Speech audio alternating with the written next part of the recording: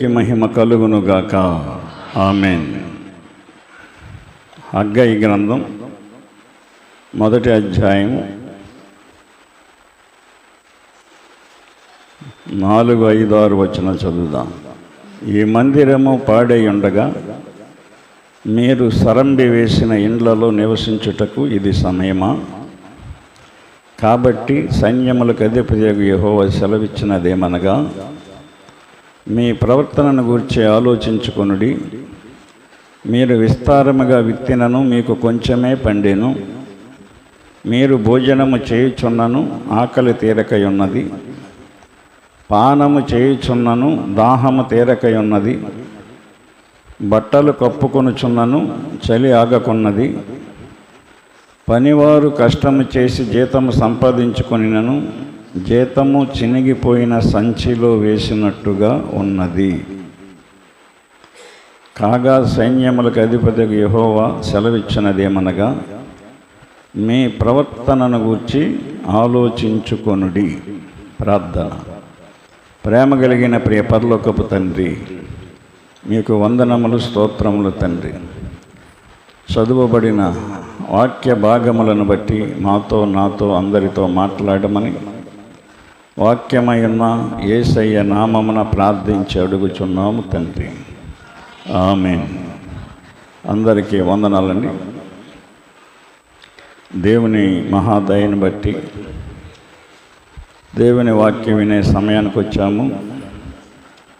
ఆరాధన చాలా ప్రాముఖ్యమైంది. వాక్యమును శ్రద్ధగా వినాలి మీరు. అర్థమైందా?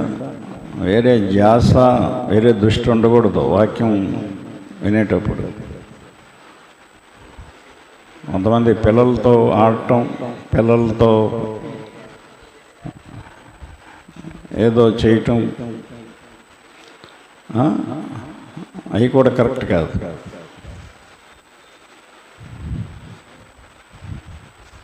బాలుడు బాలిక నడవలసిన త్రోవను వానికి నేర్పుము అన్నాడు ఆయన. నేర్పుకోవాలి. దేవుని సన్నిధిలోనే నేర్పుకోవాలి మనం. ఇంకెక్కడా నేర్పుకోవడానికి అవకాశం ఉండదు.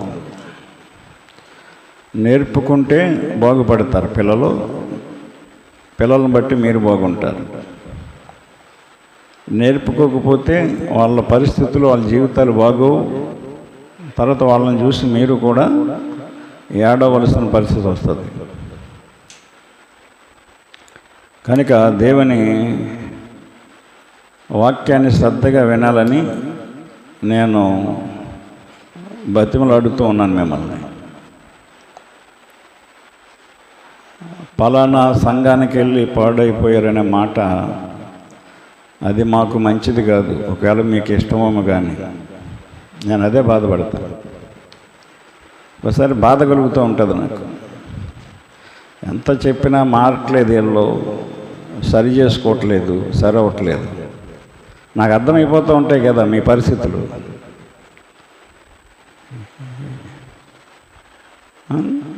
ఏంటి అనేది బాధ కలుగుతూ ఉంటుంది. ప్రవర్తన సరి చేసుకోవాలి మనం. ఎండలో పండుకోవటం కాదు, తిని.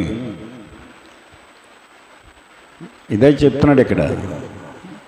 ఈ మందిరము పాడై ఉండగా మీరు సరంబి వేసిన ఇండ్లలో నివసించుటకు ఇది సమయమా?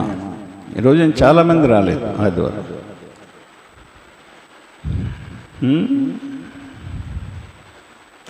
దేవుని మందిరం పాడై ఉండగంటే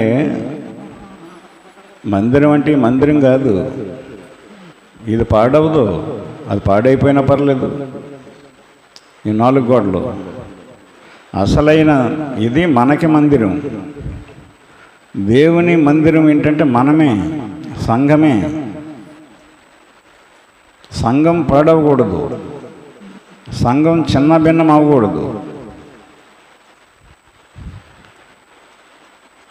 మీరు దేవుని ఆలయమై ఉన్నారని, అది దేవుని ఆత్మ మీలో నివసించుచున్నాడని మీరెరుగరా? ఎవడైనను దేవుని ఆలయమును పాడు చేసిన ఎడల సంఘమును పాడు చేసిన ఎడల, సంఘాన్ని పాడు చేస్తున్నారు. కొంతమంది మీరు మాట్లాడుకుని రకరకాల మాటలు మాట్లాడుకుంటూ సంఘాన్ని పాడు చేస్తూ ఉన్నారు. మీరు దేవుని ఆలయం. అది యోహాను రాసిన మొదటి పత్రిక 3వ అధ్యాయము 16వ వచనమా?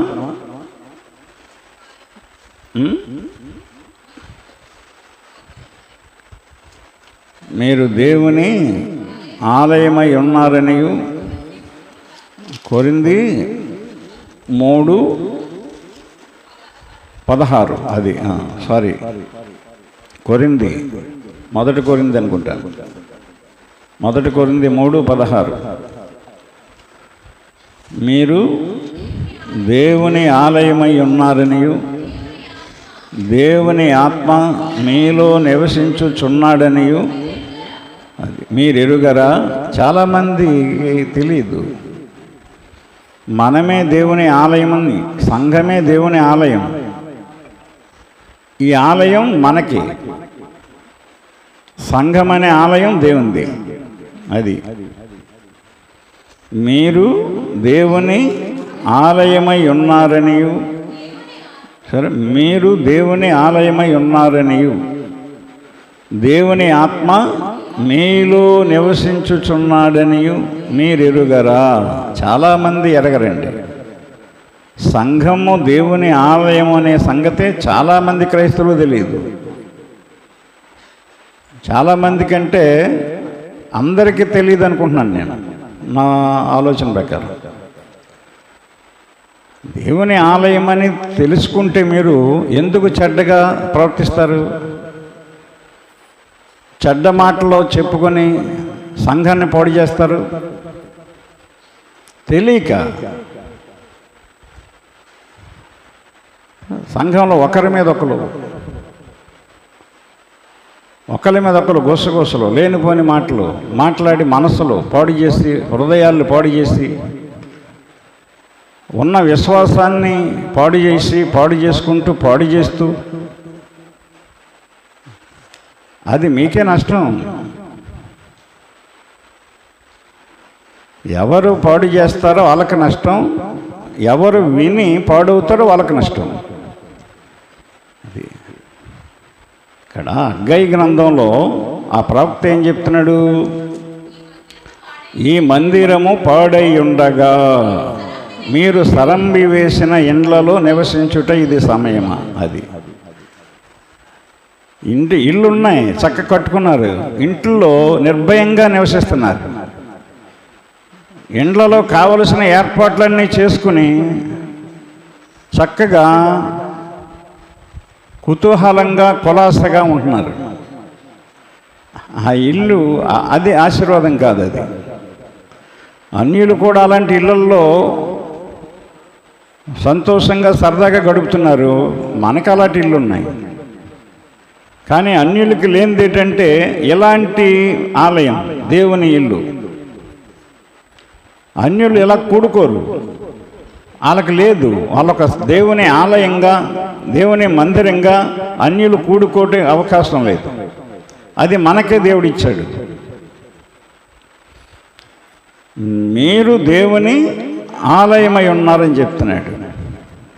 ఈ మందిరము, ఆలయం అంటే మందిరం, ఈ మందిరము పాడై ఉండగా మీరు సరంబి వేసిన ఇండ్లలో నివసించుటకు ఇది సమయమా? గట్టిగా పటిష్టంగా ఇల్లు కట్టుకుని అన్ని అంగులు ఏర్పాట్లు చేసుకుని ఆ ఇళ్లల్లో నివసించటం సమయమా అంటున్నాడు ఆయన. మీ ప్రవర్తనను గురించి ఆలోచించుకొనుడి. మీరు ఎలా ప్రవర్తిస్తున్నారో, మీరు ఎలా మాట్లాడుతున్నారో, మీరు ఎలాగా విశ్వాసం కలిగి ఉంటున్నారో ప్రవర్తన గురించి ఆలోచించుకోమని చెప్తున్నాడు ఆయన. మీరు విస్తారముగా విత్తినను కొంచెమే పండెను. మాకు పండలేదండి, లాస్ వచ్చేసింది అంటారు కొంతమంది. పంటల మీద ఆధారపడ్డోళ్ళు, దేవుణ్ణి నమ్ముకొని పంటల మీద ఆధారపడేవాళ్ళు. అర్థమైందా? విస్తారముగా విత్తేస్తారు. విస్తారముగా సంపాదించేయాలని చేలు ఎక్కువగా తీసేసుకుని వాటిని పండించేసుకుని బాగుపడబోదాం అనుకుంటారు. పాలరాజు అనే ఒక ఆయన ఉండేవాడు, మీకు తెలుసుకో చాలామందికి. టేకి నుంచి ఇక్కడికి ప్రార్థనకు వచ్చేవాడు. ఇక్కడికి వచ్చి మొక్కల వ్యాపారం చేసి బాగా సంపాదించేద్దాం అనుకున్నాడు. అంచనాలకి మించి ఆలోచన. అర్థమైందా? కానీ అతని వల్ల కాలేదు. తర్వాత ఇక్కడి నుంచి టేకి వెళ్ళిపోయాడు. ఇక్కడ ఇల్లు కట్టుకున్నాడు, 3 స్టేర్లు అమ్మేశాడు. టేకి వెళ్ళిపోయి అక్కడ 20 ఎకరాలు తీసుకుని సాగు చేశాడు. గేదెలు ఫారం పెట్టాడు. 20 ఎకరాలు. ఇప్పుడు ఇంకా సంవత్సరం వర్షాలు వచ్చి శుభ్రంగా పంట అంతా పోయింది. అసలు చేతికి రాలేదు. అప్పులు చేసి పెట్టుబడి పెట్టేశాడు, రాలేదు.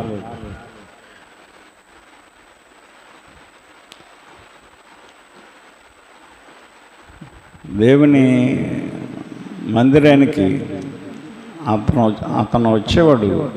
వాళ్ళ నాన్నగారిని వాళ్ళని ఆ చేల్లో పనికి పంపించేసాడు. అయ్యగారు బాధపడేవాడు. చిన్నప్పటి నుంచి పెరిగాడండి సంఘంలో, MA చదివాడు, మంచి ఇంటెలిజెంటు, తెలివితేటలన్నీ కూడా అత్యాసపోయి పాడైపోతున్నాడు.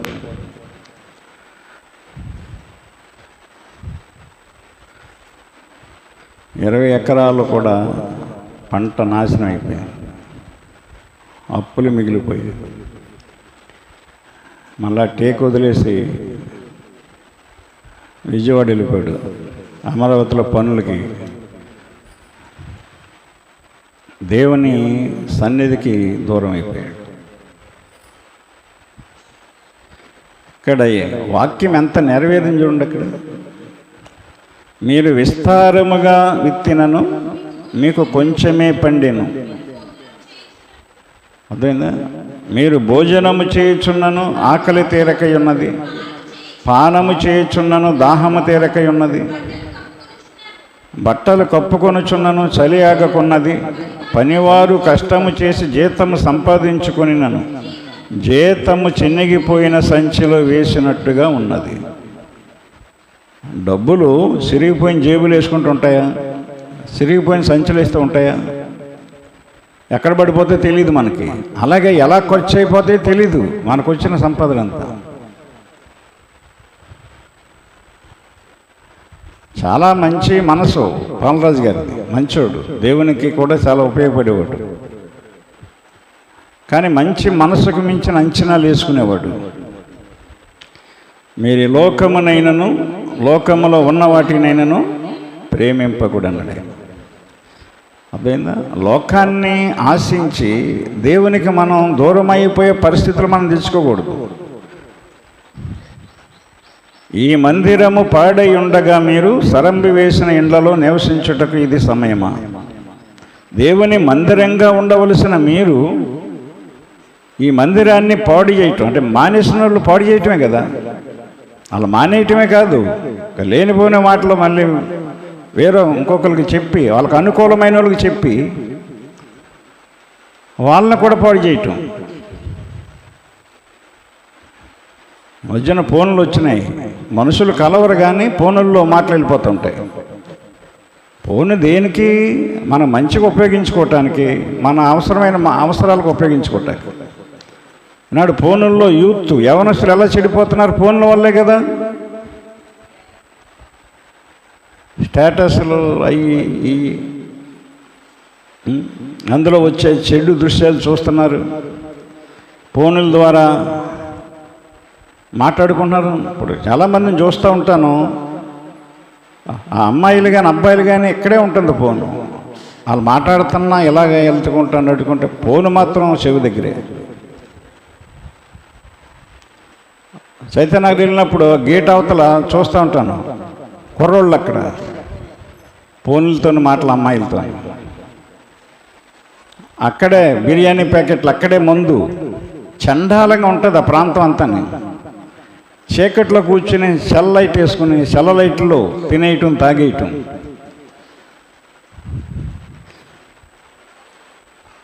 ఫోన్ల ద్వారా ఎంత పాడైపోతున్నారు. వాళ్ళ పాడవటమే కాదు, దేవుని సంఘాలను కూడా పాడు చేస్తున్నారు. అది అవసరమా?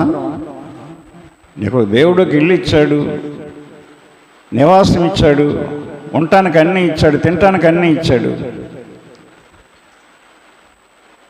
పాడైపోమని కాదు కదా దేవుడు. గమనించండి.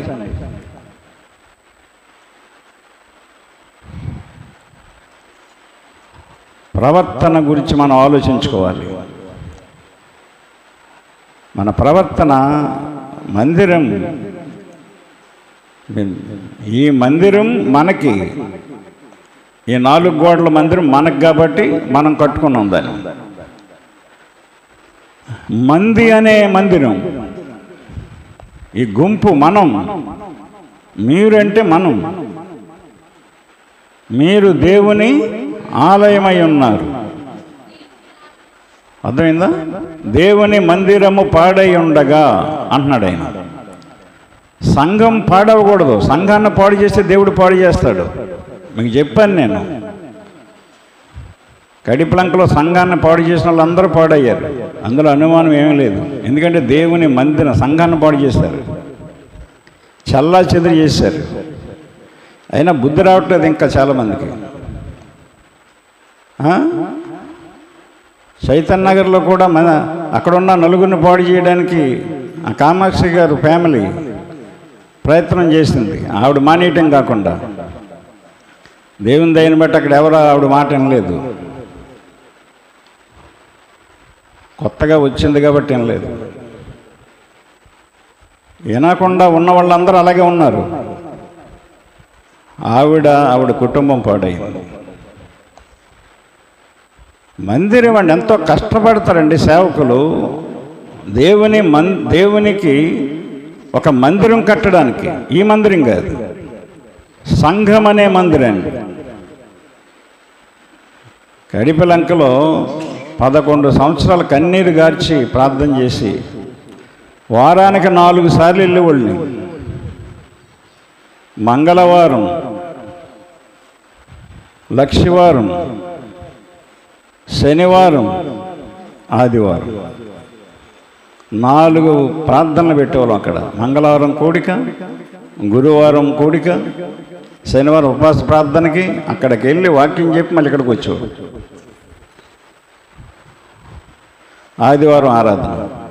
అంత ప్రయాస ఏ పాస్టర్ పడ్డండి. అర్థమైందా? ఏ సేవకుడు పడ్డు.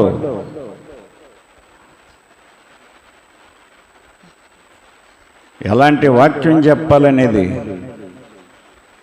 ఆలోచించి వాక్యాన్ని సిద్ధపడి వారం కూడా, ఒక వారం చెప్పిన వారం, మళ్ళీ 4 మెసేజ్లు అక్కడ 4 వారాలు చెప్పిన వాక్యం అక్కడ సంఘం వింటుందని కాదు, ఆ గ్రామం కూడా వింటుంది. కాబట్టి వాక్యాన్ని ఎలా చెప్పాలి అంటే బయట వాళ్ళు కూడా ఎంతో మెచ్చుకునేవారు. అయ్యో వయ్య గారు ఏం మాటలండి, మీ ఏం స్వరం అండి, ఏం పాట అండి, ఇలాంటి మాటలు మేము ఎప్పుడేం లేదండి అంటూ ఉండేవారు. ఆ విధంగా ప్రయాసపడ్డాం. అక్కడ మా కష్టార్జితం అంతా కూడా బూడిదలో పోసినట్టు అయిపోయింది. అయినా మేము బాధపడలేదు. నిజమైన సేవకుడు బాధపడ్డండి. యేసుప్రభు బాధపడ్డా? బాధపడలేదు. బాధలు అనుభవించాడు ఆయన. మేము అలాగే అనుభవిస్తాం, భరిస్తాం. సంఘం అక్కడ పాడైపోయిందని బాధ ఒక్కసారి కలిగింది తప్ప తర్వాత దేవునికి ఇష్టం కాదు. ఇక్కడ దేవుని చిత్తం లేకుండా ఎవడో పాడు చేయలేడని చెప్పేసి అనుకొని నిలబడ్డాం. మీరు దేవుని ఆలయమై ఉన్నారని గుర్తుపెట్టుకోండి. మీరు దేవుని ఆలయం. అంత గొప్ప ఆధిక్యత ఇచ్చాడండి మనకి. దేవుని ఆత్మ మీలో నివసించుచున్నాడని మీరెరుగరా. ఎరగరు చాలామంది. ఎరగకే క్రమంగా రారు మందిరానికి. క్రమశిక్షణ కలిగి ఉండరు, విధేయత కలిగి ఉండరు, విశ్వాసం కలిగి ఉండరు.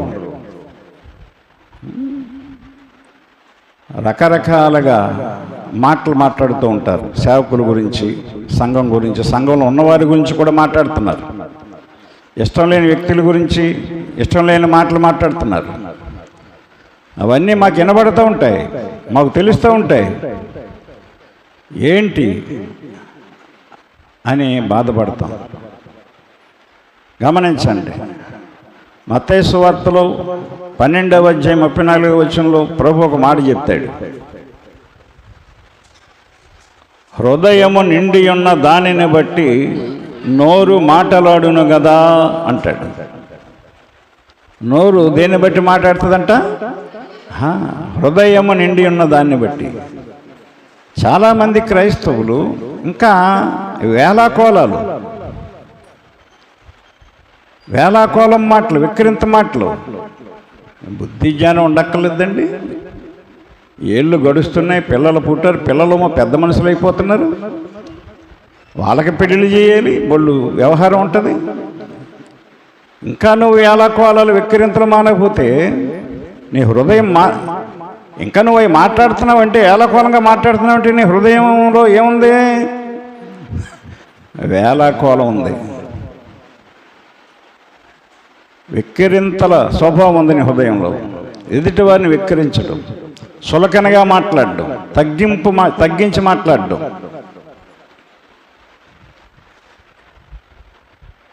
నీ హృదయం సరి చేసుకోవాలి. నువ్వు హృదయం సరి అయితేనే ప్రవర్తన సరవుద్ది.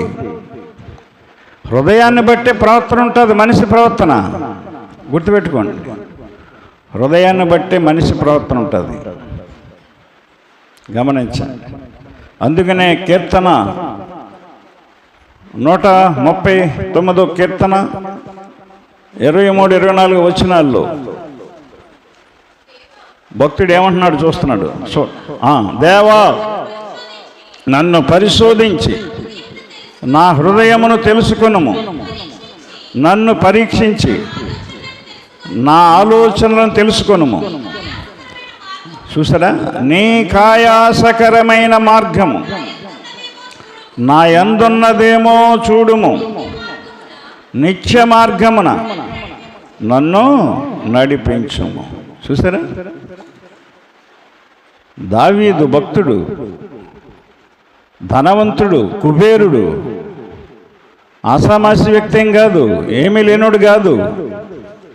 నాడు ఏమీ లేకపోయినా దేవుడు ఏదో చిన్న ఇల్లు ఇచ్చి, ఏదో నీ పరిస్థితులు చక్కబెట్టి, ఒంటి నిండా గుడ్డ, నోటి నిండా కూడు ఇస్తుంటే ఆ ఇంట్లో శుభ్రంగా పండుకొని దేవుని పనులు పట్టించుకోకుండా, దేవుని ప్రార్థనలో పట్టించుకోకుండా సుఖభోగాలు అనుభవిద్దామని చూస్తున్నారు చాలామంది. రాజు అండి, ఈయన అష్టైశ్వర్యాలు కలిగినోడు. అతని పేరు చెప్తే చుట్టుపక్కల రాజ్యాలన్నీ గడగడలాడిపోతూ ఉంటాయి. ప్రార్థనాపరుడు, దేవుని చిత్తానుసారమైన మనుష్యుడు, దేవుని ఉద్దేశములన్నీ ఎరిగినోడు. దేవుని ఉద్దేశాలు ఏమన్నా తెలుసా మీకు? దేవుడు నిన్ను ఎందుకు పుట్టించాడో తెలుసుకున్నావా? అడిగావా దేవుణ్ణి? రవ్వా, నన్ను ఎందుకు పుట్టించావు, ఎందుకు బతికిస్తున్నావు, నాకు తెలియజేయ తండ్రి అని అడిగావా? దేవుని ఉద్దేశాలు తెలుసుకోవాలి కదా. నీకు కావలసినవే దేవుడు చేయాలి ఎప్పుడు, నీ జీవితకాలం అంతా. దేవునికి కావలసిన రీతిగా ఉండడానికి ఆయన ఉద్దేశాలు తెలుసుకోను.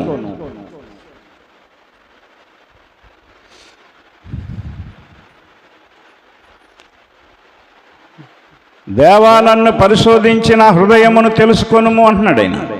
ఎందుకంటే హృదయం మారిపోద్దేమో, హృదయంలోకి పాపం వస్తుందేమో, హృదయంలోకి చెడుతనం వస్తుందేమో, హృదయంలోకి ఏదైనా సొరబడుతుందేమో. నన్ను పరీక్షించిన ఆలోచనలు తెలుసుకొనుము. నీ ఆలోచనలు ఎలా ఉన్నాయి? విశ్వాసిగా నీ ఆలోచనలు ఎలా ఉన్నాయి? ఇంకో విశ్వాసిని నడిపించేటట్టుందా, వచ్చి విశ్వాసిని పాడు చేసేటట్టుందా? చాలామంది మొదటి నుంచి కూడా ఏంటో తెలియదు కానీ దౌర్భాగ్యం, సంఘంలోకి వచ్చిన వాళ్ళు పాడు చేసే వాళ్ళు కనబడుతున్నారు. ఒకళ్ళని తీసుకెళ్ళి వచ్చేవాళ్ళు కనపట్లేదు, ఒక ఆత్మను నడిపించే వాళ్ళు కనపట్లేదు. ఇప్పుడు నడిపించక్కర్లేదు, వారైనా సరిగ్గా నడుస్తున్నారంటే ఎక్కడ క్రమం కనపట్లేదు, మంచి కనపట్లేదు, ఆలోచనలు కరెక్ట్గా ఉండట్లేదు. ఆలోచనలు చాలా కరెక్ట్గా ఉండాలండి. ఆలోచనలు కరెక్ట్గా ఉండాలంటే నీ హృదయం నిబ్బరంగా ఉండాలి, ఖచ్చితంగా ఉండాలి. హృదయాన్ని కాపాడుకోవాలి. మనం కాపాడుకోవాల్సిన హృదయం అండి, నీ ఒళ్ళు కాదు, నీ ఇల్లు కాదు. అవన్నీ వదిలి వెళ్ళవలసిందే నువ్వు. దేవుడు నిన్ను పిలిస్తే. ఓ దైవజనుడంట ఆ ఊరిలో ఉన్న ఒక వ్యక్తిని మార్చాలనుకున్నాడంట. ఒక గొప్పవాడు, ధనవంతుడు, అతను పేరు ఉన్నవాడు, మంచోడు. ప్రతిరోజు వెళ్ళి ఆ దైవజనుడు అనేవాడంట, అయ్యా కాస్త సమయం ఇస్తారా మీతో మాట్లాడాలని అని.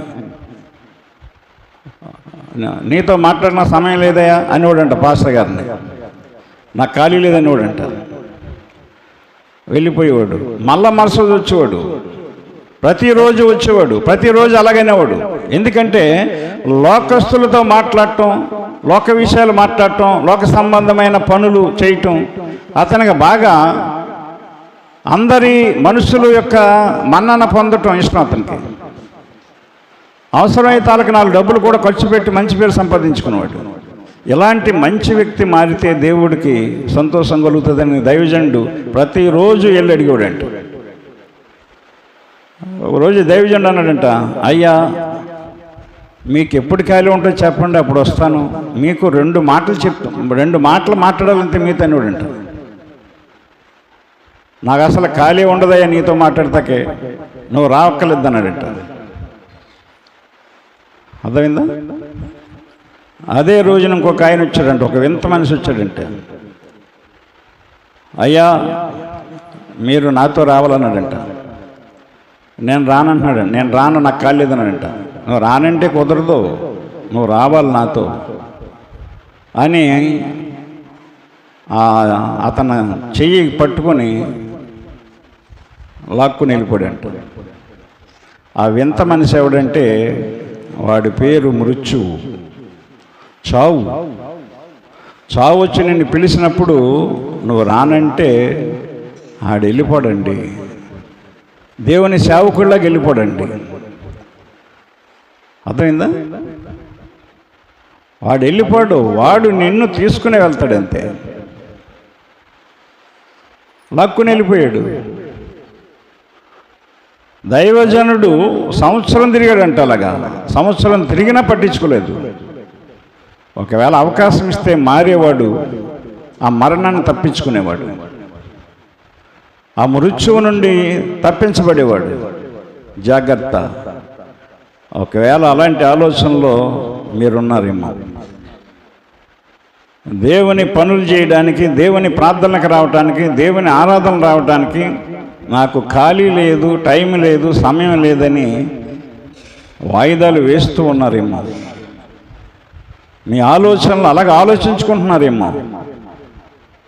పర్వాలేదు, నేను చెడ్డగా ఆలోచించినా బాగానే ఉంటున్నాను అనుకుంటున్నారేమో.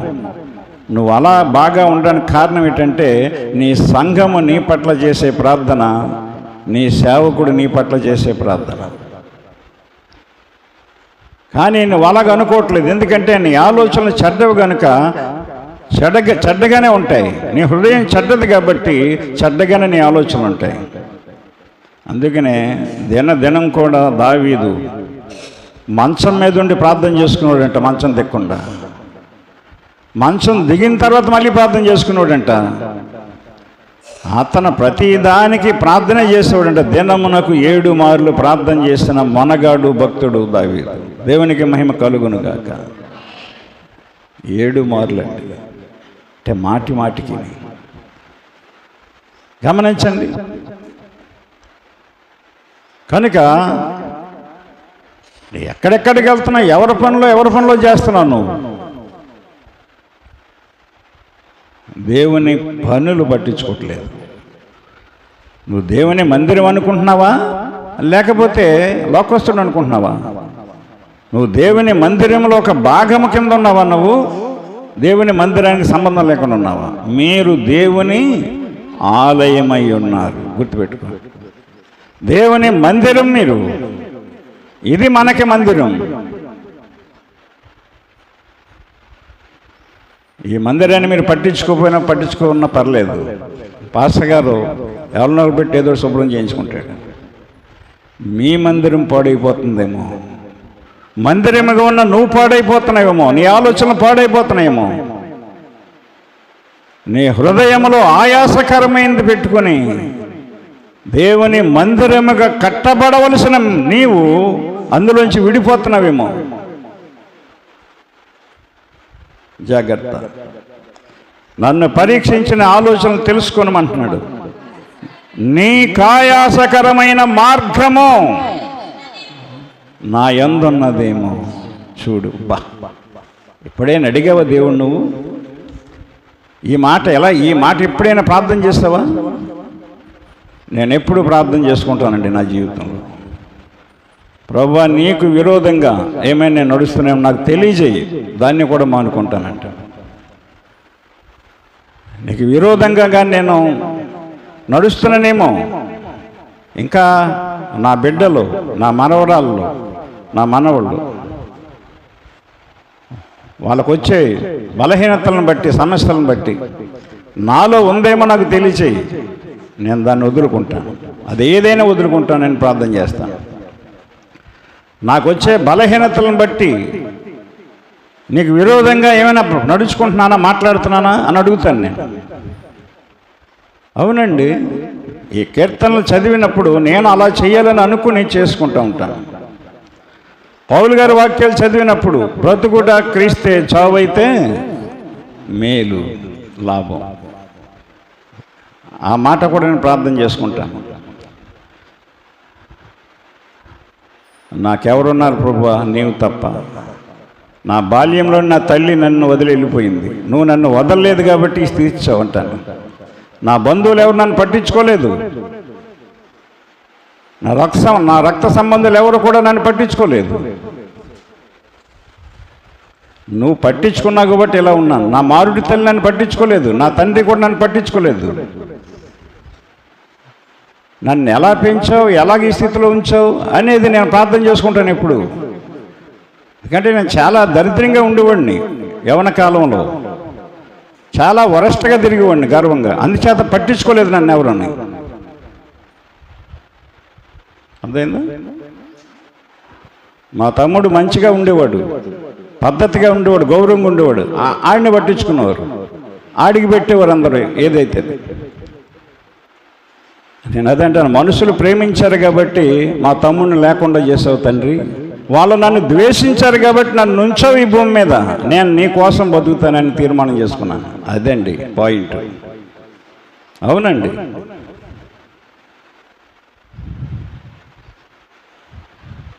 చేత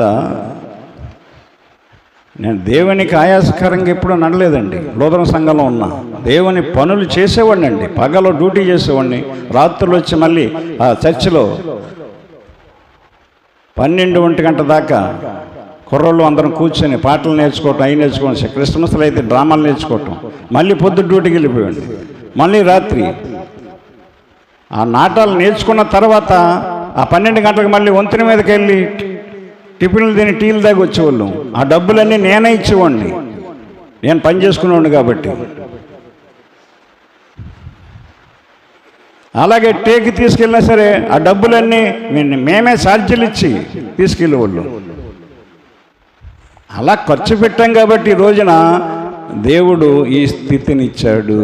దేవునికి మహిమ కలుగునుగాక. దేవుని విషయాల్లో ఖర్చు పెట్టాం మేము.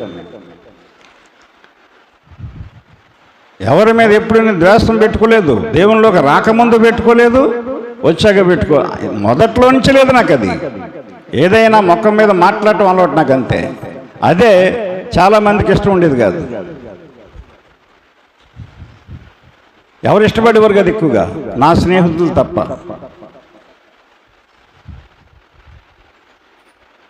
కనుక దేవుని వాక్యాన్ని అర్థం చేసుకోవాలి మనం. మీరు గుర్తుపెట్టుకోండి, గమనించండి. ఆయన 39లో మొదట చెప్తున్నాడు, యెహోవా నీవు నన్ను పరిశోధించి తెలుసుకొని ఉన్నావు, నేను కూర్చుండుట నేను లేచుట నీకు తెలియను. మీరు ఎప్పుడైనా ఆలోచిస్తున్నారో మీరు ఎక్కడ కూర్చుంటున్నారో, ఎలాంటి మనుషుల ఇళ్ళ దగ్గరికి వెళ్ళి కూర్చుంటున్నారో ఎప్పుడైనా ఆలోచిస్తారా మీరు? నేను ఇప్పుడు కూడా సేవకు వచ్చాక నా స్నేహితుల ఇంటికి వెళ్ళి నేను ఎప్పుడు కూర్చోలేదు. అసలు వదిలేసాను వాళ్ళంతే. ఇంకా ఎందుకంటే వాళ్ళ అలవాట్లు నాకు తెలుసు, వాళ్ళ బుద్ధి నాకు తెలుసు, వాళ్ళ ప్రవర్తన నాకు తెలుసు. నేను సేవకుణ్ణి, నేను వాళ్ళతో కలవకూడదు, వాళ్ళతో కూర్చోకూడదు. ఎన్నోసార్లు పిలిచేవారు. ఇంటర్మీడియట్ చదివినప్పుడు నా బ్యాచ్ అంతా రాజమండ్రి, 2 కార్లు వేసుకొచ్చారు. మొన్న వచ్చి అడ్రస్ తీసుకున్నారు తెల్లబాబు దగ్గర, తీసుకొని ఫోన్ చేశారు, ఎలారా మన బ్యాచ్ అంతా మనం ఎలాగా చేయాలనుకుంటున్నావురా, మరి నువ్వు కలవాలి మాతో అన్నారు. నాకు కుదరదు అన్నాను. నాకు కుదరదు, నేను దేవుని సేవకుడిని. మీరు మామూలుగా ఉద్యోగాలు చేసి రిటైర్మెంట్ తీసుకున్నారు, నేను సేవకుండా నేను ప్రత్యేకంగా ఉండాలి, నాకు కలవటం కుదరదు, నాకు ఆ సమయం తీరుకుండదు. ఆ గ్రూప్ పెట్టారు, ఇప్పుడు ప్రతి గ్రూప్లో పంపిస్తూ ఉంటారు. వాళ్ళు కొన్ని కార్యక్రమాలు చేస్తూ ఉంటారు, ఆ కార్యక్రమాలకి అమౌంట్ నేను పంపిస్తాను అంతే. నేను ఎప్పుడు కూడా వెళ్ళి ఆ కమిటీల్లో పాలు పంచుకోలేదు. పెద్ద పెద్ద వాళ్ళు కలెక్టర్లతో వాళ్ళతో కూడా మీటింగ్స్ ఏర్పాటు చేస్తూ ఉంటారు. రారా రారా మనకు ఉపయోగం మీకు ఉపయోగం అంటారు. ఎందుకంటే నేను కూర్చోకూడదు, వాళ్ళతో కలవకూడదు. ఎంత మ్యాటర్ మనం ఆలోచించుకోవాలి. ఊరికే ఆశీర్వాదాలు దీవెనలు రావండి. ఊరికే ఈ స్థితి రాలేదు నాకు, ఈ స్థితి ఊరికే రాలేదండి. సింగిల్ పర్సన్ నేను, ఎవరు తోడు సహాయం లేదు నాకు, మాట సహాయం కానీ చేతల సహాయం కానీ. దేవుడు ఒంటరిగానున్న నన్ను, ఎంతమందిని ఇక్కడ సమకూర్చి నన్ను ఈ స్థితిలో నిలబెట్టాడంటే అసమస్య విషయం అనుకుంటున్నారా? ₹1 దేనికి కూడా అప్పు చేయకుండా దేవుడు ఈ స్థితిలో ఉంచాడంటే ఏం వింటున్నారు, ఏం నేర్చుకుంటున్నారు? కనీసం మమ్మల్ని చూసి కూడా మీరు ఫాలో అవ్వట్లేదు. ఎంత చెప్పినా నేను కూర్చుండుట నేను లేచుట నీకు తెలియను, నాకు తలంపు పుట్టక మునిపే నీవు నా మనస్సు గ్రహించుచున్నావు. గుర్తుపెట్టుకోండి, చెడు తలం పైన మంచి తలం పైన నీలో పుట్టక ముందే దేవుడు నిన్ను గ్రహిస్తాడట. అర్థమైందా? చెడును మానుకోవడానికి ఇక్కడికి వచ్చాం మనం, చెడును విడిచిపెట్టుకోవడానికి వచ్చాం, చెడు తలంపులు మానుకోవడానికి వచ్చాం. ఇక్కడ ఒకరిని చెడగొట్టే పద్ధతులు, తలంపులు, ఆలోచనలు నీకు ఉండకూడదు, మనకు ఉండకూడదు. జాగ్రత్త, దాంతో నువ్వు పాడవుతావు. 3వ వచనం ఏం చెప్తున్నాడు? నా నడకను నా పడకను నీవు పరిశీలన చేసి ఉన్నావు, నా చర్యలన్నిటినీ నీవు బాగుగా తెలుసుకొని ఉన్నావు. గుర్తుపెట్టుకోండి, పడక నడక. ఎప్పుడైనా ఆలోచించారా మీరు? ఎక్కడ పండుకుంటున్నావు, ఎవరింటికాడ పండుకుంటున్నావు? అందుకనే ఏ ఊరు వెళ్ళను, ఏ చుట్టాల ఇంటికి వెళ్ళను. నేను మా పిల్లల ఇంటికే వెళ్ళబుద్ధి అవుతుంది నాకు. ఎందుకంటే నాకు ప్రత్యేకమైన స్థలం ఉంది, దేవుడు ఇచ్చాడు అంతే. ప్రార్థన ఆటంకాలు అన్నిటికీ అభ్యంతరాలు ఉంటాయి నాకు. నేను ఆలోచిస్తానండి, నేను గాబాలు వెళ్ళను ఎక్కడికైనా. నా నడకను నా పడకను నీవు పరిశీలన చేసి ఉన్నావు. ఎక్కడికి నడిచి వెళ్తున్నావు నువ్వు? ఎవరు రమ్మంటే ఎవరు కూడా వెళ్తున్నావు? నువ్వు వెళ్ళేవాళ్ళు సరైనోళ్ళ? యేసుప్రభుని నమ్ముకున్న వాళ్ళే, కానీ సరైనోళ్ళేనా? సరిగ్గా ఉంటున్నావులేనా? వాళ్ళ మాట, వాళ్ళ మనసు, వాళ్ళ ప్రవర్తన వాక్యానుసారంగా ఉందా? ఆలోచించి వెళ్ళాలి కదా మనం, ఆలోచించి కూర్చోవాలి కదా మనం ఆ ఇంటి దగ్గర. నేను కూర్చుండుట లేచుట. ఎక్కడ కూర్చుంటున్నాం? కూర్చోండి ఏం పోయింది, 4 మాట్లాడితే ఏం పోయింది, ఎంత పోద్దో నీకు తెలీదు. సిల్లి సంచులు వేసినట్టు అయిపోద్ది సంపాదన అంతా, ఒకేసారి వచ్చేది ఉపద్రవం. అగ్గే గ్రంథం చెప్పాడు కదా చివరిలో, అర్థమైందా? జీతం అంటే నీ సంపాదన, నీ రాబడి. నీ జీతము చినిగిపోయిన సంచిలో వేసినట్టుగా ఉండును. ఎంత సంపాదించినా నీకు కనపడదు. నువ్వేదో అనుకుంటావు, ఏదో సంపాదిద్దాం, ఏదో కొనుక్కుందాం, ఏదో చేద్దామని. నీ వలన అవ్వదు అది. ఎందుకంటే నువ్వు కూర్చోవటం సరిగ్గా ఉండట్లేదు. ఎక్కడ కూర్చోండి, ఎక్కడ అక్కడ కూర్చుంటున్నావు. అర్థమైందా? గమనించండి. నీ తలంపులు సరిగ్గా లేవు, నీ నడక సరైనతో నడుచలేదు. నువ్వు విశ్వాసులకు మాదిరిగా ఉండాలి. మనం విశ్వాసులతో నడవాలి. మనం ఇలా విశ్వాసం కలవాలా కాదా అని చెప్పేసి మనం ఆలోచించుకోవాలి. నా నడకను నా పడకను నీవు పరిశీలన చేసి ఉన్నావు, నా చర్యలన్నిటినీ నీవు బాగుగా తెలుసుకొని ఉన్నావు. యెహోవా, దావీదు గారు బతిమలాడుకుంటున్నాడు. ఆయన నా మాట నా నాలుకకు రాకమునిపే అది నీకు పూర్తిగా తెలిసి ఉన్నది. మనం మాట్లాడే మాటట ఏం మాట్లాడతామో నాలుకలకు ఇంకా రాకముందే ఆయనకి తెలుసంట. అంటే చూడ ఎంత గొప్ప జ్ఞానవంతుడు. అలాంటి జ్ఞానవంతుడి దగ్గర నుంచి ఎలా తప్పించుకుంటాం మనం? ఎందుకు మనుషులు ఇన్ని పాటలు పడుతున్నారు ఈ రోజుని? ఇంత చెర అనుభవిస్తున్నారు, ఇంత శ్రమలు అనుభవిస్తున్నారు. నీ పిల్లల్ని మాట వినకపోవడానికి కారణం ఏంటి? నువ్వు దేవుని మాట వినలేదు.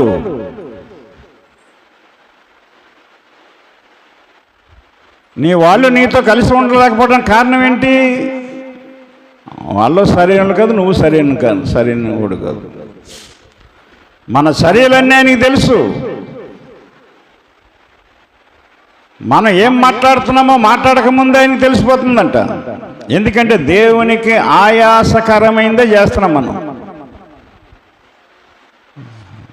సంఘంలో కూడా సేవకులకి ఆయాసకరంగా నడుస్తున్నారు కొంతమంది. అది ఎంత మాత్రం కూడా క్షేమం కాదండి మనకి. దేవునికి ఆయాసకరంగా నా సేవ ఉండకూడదు, నా బోధ ఉండకూడదు. దేవుడు ఊరుకోడు. మీరు ఏదో ఈయన వెళ్ళిపోతారు. బాగా చెప్తే బాగా చెప్పారనుకుంటారు, లేకపోతే ఏదనుకుంటారు. కానీ మీరు సనుక్కున్నా కొనుక్కున్నా మీ వల్ల నాకు నష్టమేం రాదు. నా బోధ సరిగ్గా లేకపోతే దేవుడు నన్ను వదలడండి. అది మామూలుగా ఉండదు. కనుక దేవుని వాక్యాన్ని మనం అర్థం చేసుకోవాలి. మనం ఈనాడు ఎక్కువ ఎంత వాక్యం ఉన్నా సరే మనుషులు శరీరాలనే ఆధారంగా చేసుకుంటున్నారు, శరీరాలకు ఉపయోగపడుతున్నారు, లోక సంబంధులకు ఉపయోగపడుతున్నారు. వాళ్ళకి సంబంధించిన వాళ్ళకి ఉపయోగపడుతున్నారు, కానీ దేవునికి ఉపయోగకరంగా కనపట్టలేదు. చాలా జాగ్రత్తగా మనం వాక్యం వినాలండి, జాగ్రత్తగా మనం నడుచుకోవాలండి. ఇర్మీయా గ్రంథం 17వ అధ్యాయము 5వ వచనం చదువుదాం.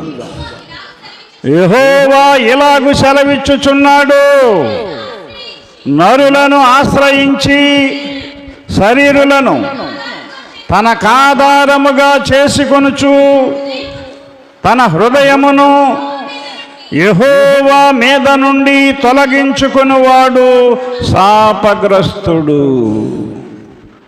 శరీరులకు ఎంతైనా ఉపయోగపడుతున్నాను. లోకములో ఉన్న నీ తోడబుట్టినలు కావచ్చు, నీకు కావలసిన కావచ్చు, నీ స్నేహితులు కావచ్చు, నీ బంధువులు కావచ్చు, నీ చుట్టాలు కావచ్చు, ఇరుగు పొరుగు కావచ్చు, వాళ్ళకి ఎంతైనా ఉపయోగపడుతున్నాం. ఎందుకంటే వాళ్ళని ఆధారం చేసుకుంటున్నాం. ఇవాళ నేను వాళ్ళకి చేస్తే వాళ్ళు నాకు వచ్చి చేస్తారు, నేను వాళ్ళకి ఉపయోగపడితే వాళ్ళకి ఉపయోగపడతారని. వాళ్ళు వచ్చి నీకు ఉపయోగపడేదాకా వాళ్ళు ఉంటారా?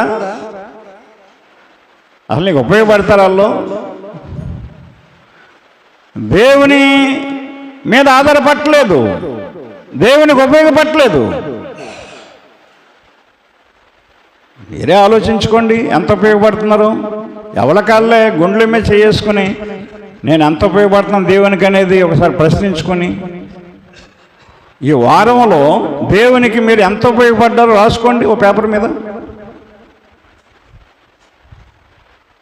దేవునికి ఎంత ఉపయోగపడ్డారు, దేవుని సంఘానికి ఎంత ఉపయోగపడ్డారు, దేవుని సేవకులకి ఎంత ఉపయోగపడ్డారు రాసుకుని, బయట వాళ్ళకి ఎంత ఉపయోగపడ్డారు రాసుకోండి. ఏది ఎక్కువ ఉంటుందో? వారంలో ఒక్కటి కూడా ఉండదు, ఒక్కటి కూడా ఉండదండి ఉపయోగపడిన సంఘటన. ఏంటంటే మీరు ప్రార్థనకి రావటం ఉపయోగపడటం కాదండి, అర్థమైందా? ప్రార్థనకే మీరు స్వార్థంతో వస్తున్నారు. బాగుపడాలని, బాగుండాలని, మేలు జరగాలని స్వార్థమే ఉంది కదా అందులో. దాని గురించే మేము మీ దగ్గరకు వచ్చి ప్రార్థన పెట్టిన అక్కడికి వస్తారు, కానీ ఇక్కడికి వచ్చిన అక్కడికి వస్తారు. కానీ ఉపయోగమే, దేవునికి ఉపయోగమేది. నీ ఉపయోగం కొరకు నీవు వస్తున్నావు, నా ఉపయోగం కొరకు నేను ఈ సేవ చేస్తున్నాను, బోధిస్తున్నాను. మరి నేను దేవునికి ఉపయోగపడుతున్నాను, ఉపయోగపడేటట్లుగా నా బోధ ఉందా, నా బతుకుందా? దేవునికి ఉపయోగపడేటట్టుగా మీ జీవితాలు ఉన్నాయా, విశ్వాసం ఉందా అని ఆలోచించుకోవాలి. అర్థమైందా? మందిరంలో ఏమి లేదో, ఏ లోటు ఉందో అవి ఆలోచించుకుని మేము చేస్తున్నాం, డబ్బులు ఖర్చు పెట్టి. ఈ చిన్న చిన్న వాటికి మిమ్మల్ని అడిగే సేవకుడిని కాదు నేను. నన్ను అడగలేదు. నిన్న మేము లేం, ఖమ్మం వెళ్ళాం మ్యారేజ్కి. అమ్మగారు నేను కారు కట్టించుకుని, అయ్యగారు వాళ్ళ పెద్దమ్మాయి గారిది మనవరాలు మ్యారేజ్. మేము రాలేవండి, బలహీనత ఉందంటే వదలలేదు. మీరు రావడానికి వెళ్ళడానికి కారు బుక్ చేస్తున్నాను, మీరు ఆ కారు మీద వచ్చి మా పాప మీద మీరు అలాగా దీవించి వెళ్ళిపోండి, మళ్ళీ సాయంత్రంకి వెళ్ళిపోండి, మీ ఉపవాస ప్రార్థనకు ఆటంకం ఏమి ఉండదు అని చెప్పి ఆ అల్లుడి గారు కూతురు కారు బుక్ చేస్తారు. వాళ్ళు మేము రాలేమండి బాబు, నీరసం కూర్చోలేమండి అంత దూరం, ఎందుకంటే ఎల్లుండి ఆదివారం మా కార్యక్రమం ఉంది, అవన్నీ చూసుకోవాలంటే లేదు లేదు లేదు మీరు రావాలంతే. మా నాన్నగారు ప్లేస్లో మీరు ఉండాలి, మా అమ్మగారి ప్లేస్లో అమ్మగారు ఉండాలి అని పట్టుబట్టేసింది. అరగంట చెప్పిన లేదు. ఇంక వెళ్దాంలేండి అన్నారు. నాయని కూడా అన్నాడు, అంత తలకి వచ్చేసినప్పుడు వెళ్ళాలండి, వెళ్ళొచ్చేయండి అన్నట్టు. మేము చూసుకుంటాం అని. నేను 6,000 రూపాయలు కారు మాట్లాడి తీసుకెళ్ళారండి. ఎందుకండి? ఆశీర్వాదం కోసం. ఆ అల్లుళ్ళు, ఆ తోడళ్ళు కూడా పాస్టర్లే, వాళ్ళు ఎవరి కాళ్ళే వెళ్ళారు, వాళ్ళు బంధువులు కాబట్టి. ఎందుకంటే మా హృదయం ఎలాంటిదో, మా ప్రవర్తన ఎలాంటిదో 40 సంవత్సరాల నుంచి మమ్మల్ని చూసిన వాళ్ళు. ఆ ఇంట్లో పెద్దోళ్ళు, పెద్ద కుమార్తె, పెద్దల్లుడు,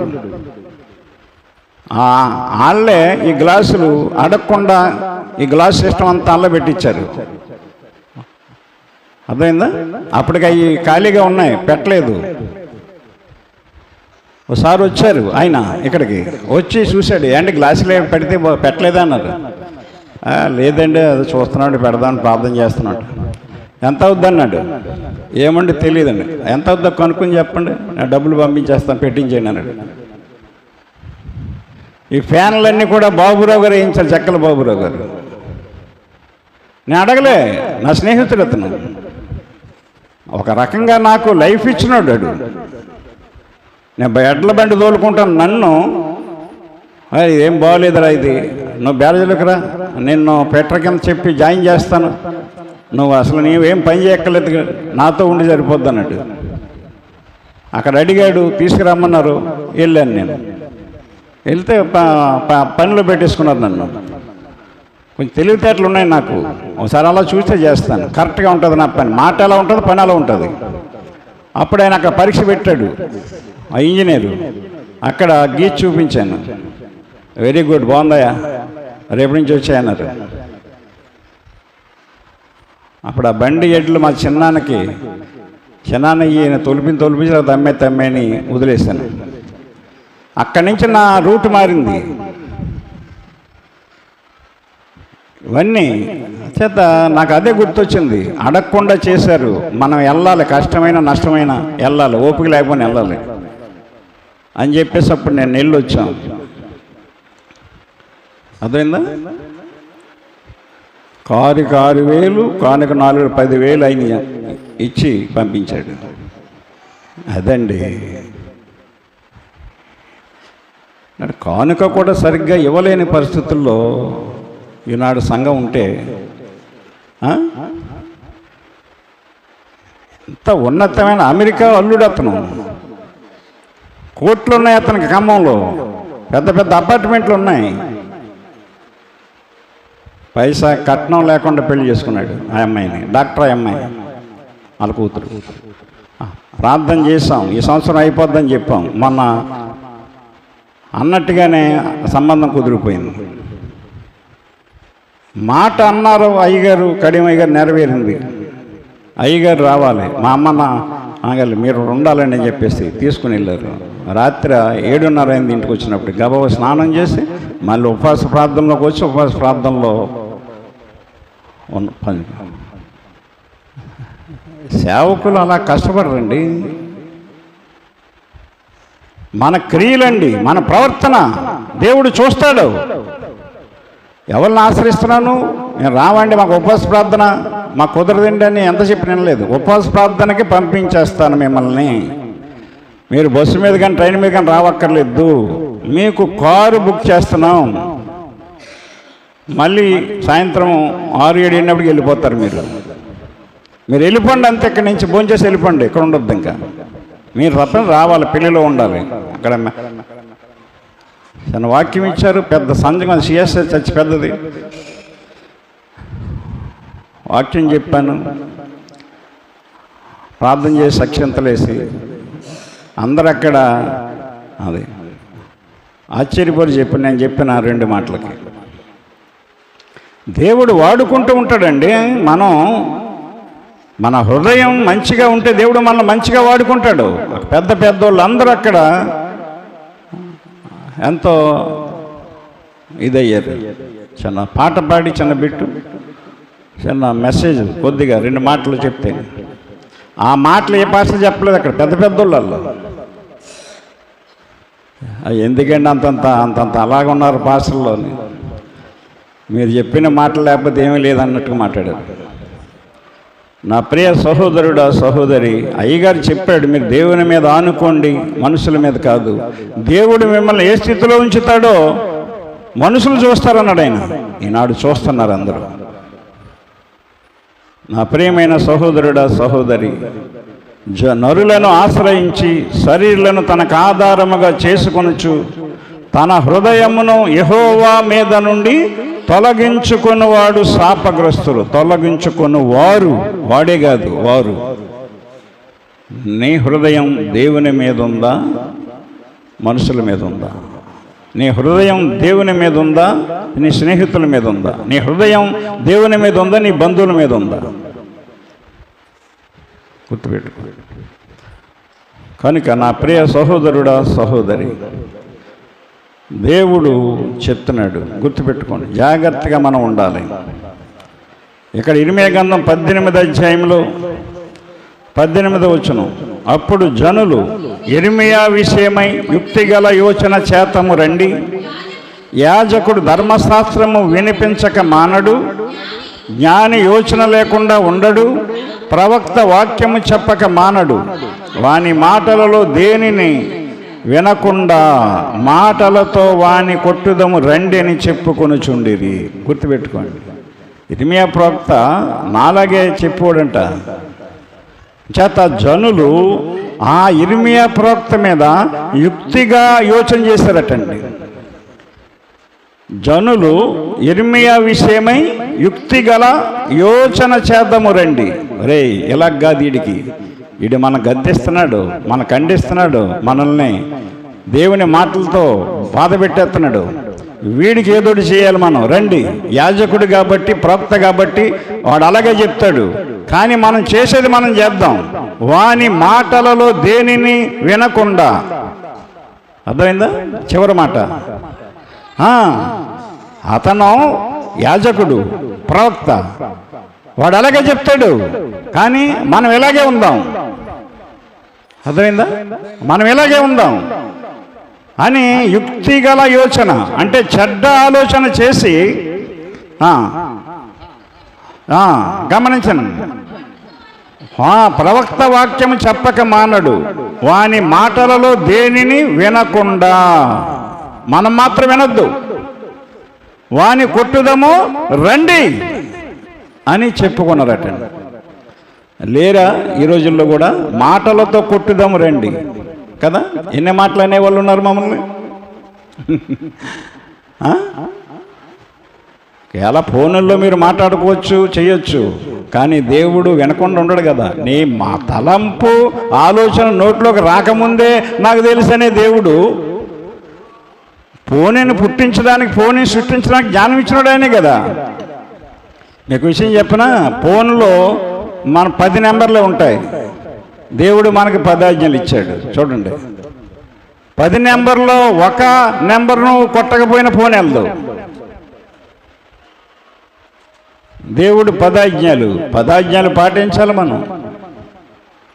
కనుక దేవుని వాక్యాన్ని అర్థం చేసుకోండి. కనుక నీ ఆలోచనలు కరెక్ట్గా ఉండాలి, నీ ప్రవర్తన కరెక్ట్గా ఉండాలి, నీ తలంపులు కరెక్ట్గా ఉండాలి, నీ మాటలు ఇంకా కరెక్ట్గా ఉండాలండి. నీ మాట అవునంటే అవును, కాదంటే కాదని ఉండవలేను. దీనికి మించింది దుష్టుల నుండి వచ్చిందే అంటాడు ఆయన. కనుక నా ప్రియమైన సహోదరుడా, సహోదరి, నీ ప్రవర్తన గురించి ఆలోచించుకో. హగ్గయ్య గ్రంథంలో మనం చదివాం, మీ ప్రవర్తన గురించి ఆలోచన చేసుకోండి అని చెప్పాడు ఆయన. 6వ వచనం, మీరు విస్తారముగా విత్తినను మీకు కొంచెమే పండెను, మీరు భోజనము చేయుచున్నను ఆకలి తీరకై ఉన్నది, పానము చేయుచున్నను దాహము తీరకై ఉన్నది, బట్టలు కప్పుకొనుచున్నను చలి తీరకున్నది, పనివారు కష్టము చేసి సంపాదించుకొనినను జీతము చినిగిపోయిన సంచిలో వేసినట్టుగా ఉన్నది. కొంతమంది అంటారు కదా, ఏం కనపట్లేదండి అయ్యగారు, ఎంత సంపాదించున్నాను, అయిపోతున్నాయి అంటూ ఉంటారు. అదే దాని అర్థం. ఎందుకంటే మన ప్రవర్తన సరిలేనప్పుడు మనకేం మిగలదు, తగులుతూనే ఉంటుంది. అంతేగాని మన తెలివితేటలు దేవుని దగ్గర ఉపయోగించకండి. మీరు దేవుని ఆలయముగా కట్టబడండి, దేవుని మందిరముగా కట్టబడండి. ఇది మనకి మందిరం, దేవుడు ఇచ్చిన మందిరం. మనము ఒక మందిరముగా కట్టబడి ఆయనకి ఇవ్వాలి. ఆయన ఆత్మ అప్పుడు మనలో నివసిస్తుంది. కనుక దేవుని వాక్యాన్ని అర్థం చేసుకోండి. దేవుడి మాటలు దీవించునుగాక. ఆమేన్. ప్రార్థన చేసుకుందాం. ప్రేమ కలిగిన ప్రియ పరలోకపు తండ్రి, పరిశుద్ధుడా, మీకు వందనములు, స్తోత్రములు తండ్రి. ఎత్తబడిన మాటలు వినిన ప్రతి హృదయములో భద్రపరచండి ప్రభు. ప్రతి ఒక్కరి ప్రవర్తన సరిచేయండి, మాటలు సరిచేయండి, ఆలోచనలు సరిచేయండి, అంతరంగము సరిచేయండి. మీకు వ్యతిరేకంగా ప్రవర్తించి పతనావస్థ స్థితిలోనికి పోకుండా ఫలించి అభివృద్ధి పొందే మార్గంలో నడిపించండి. వాక్యమయ్యన్న యేసయ్య నామమున ప్రార్థించి అడుగుచున్నాము తండ్రి. ఆమేన్. వందనాలండి అందరికీ.